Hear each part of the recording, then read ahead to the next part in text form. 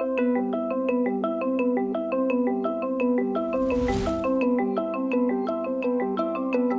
going to talk about 4 challenges: energy literacy, what we need to measure, governance, and futurity. So let me take each of those in turn. Energy literacy. Accountancy has really been about measuring the financial health and viability of firms. And energy transition is a big challenge.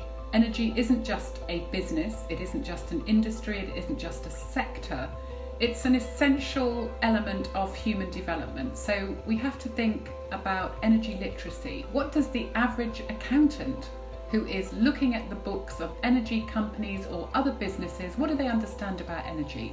Do they understand that 20% of the energy system today is electrified, 80% isn't? And what could we do to help improve the energy literacy of accountancy so that the profession is better able to help societies and investors evaluate what is a good energy business? Well, let's move on to measurement, right? So what is it we need to measure about energy? How do we ensure that we emerge as stronger, connected energy societies and keep global energy transition on track? What do we need to measure about energy that's really important to societies, to investors, and to people who are looking at the energy industry? And carbon, of course, is something that can be measured, but from a World Energy Council perspective, it's not the only thing we should measure about energy systems. Energy is a fundamental connector of many different types of challenges, of people and geography, of societies, and we have to think about, do we want to just measure which companies are reducing their carbon footprint, or do we want to measure which companies are climate neutral, which can be a different measure?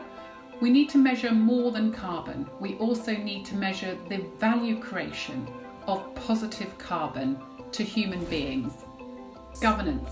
Who can turn a newspaper page today without reading about the current crisis and its impact on strengthening the shift to what we call ESG governance?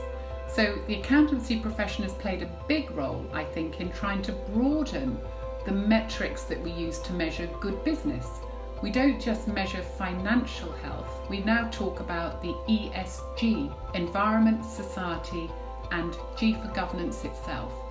But in this governance debate that we're having at the moment, when we look at energy transition, there's an awful lot of attention on the E, and there's not a lot of attention on the S, which is why at the World Energy Council we're calling on companies and governments to humanise energy.